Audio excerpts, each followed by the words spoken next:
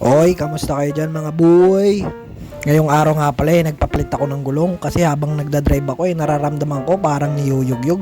Wala namang nagjujugjugan sa kotse. Kaya ayan, nagpalit ako ng dalawang gulong sa likod. Oblong na pala kaya yumuyugyug siya. Dito ko nga rin pala binili yung mags ko. Eto namang anak ko, hinahatak ako dito. Ang kulit, gusto daw niya makita yung ginagawa, kung paano tinatanggal yung gulong, paano kinakabit. Yan o, sinisipat-sipat pa niya kung anong nangyayari. May tinuturo pa siya dyan. Tinitignan niya kung ano daw yun oh. Talagang sinili pa talaga niya. Dito nga pala yan sa may Bacoor. Yan oh. Yan pala yung eskwelahan ko nung college ako. Diyan ako nag-aral. Pero Las Piñas branch.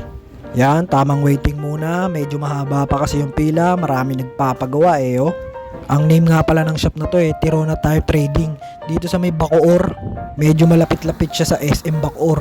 Yan, okay na. Nakabit na yung dalawang bagong gulong ni Talong. Alright.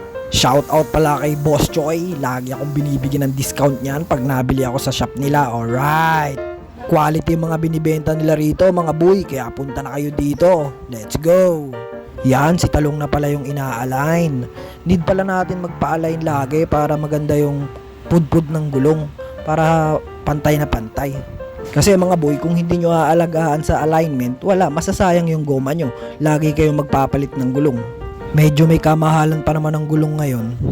Yan mga boy, makikita natin dyan sa screen kung anong side yung hindi pantay, yung need i-align.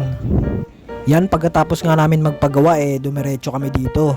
Yan, sa may Brickwood. Malapit lang kasi ito, walking distance lang dun sa pagawaan ng gulong. Nag-aya kasi magmerienda yung kapatid ko, nagutom. Syempre, ano pa hinihintay natin? Food trip na naman to mga boy. Ang ganda nga pala mag food trip dito mga boy, alfresco, mahangin, may mga puno. Masarap din mga pagkain nila dito mga boy, kaya try nyo na, let's go. Yan nga pala yung menu nila mga boy, ribs, pizza, basta marami, iba-iba, masasarap. May mga healthy food din sila dito mga boy, yung mga dahon-dahon.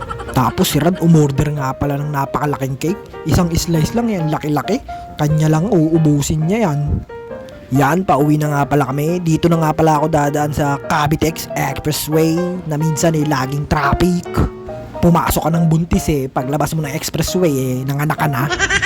O siya, hanggang dito na lang mga boy. Salamat sa panonood. Sinayang ko na naman ng ilang minuto ng oras nyo. Bye-bye! Ingat!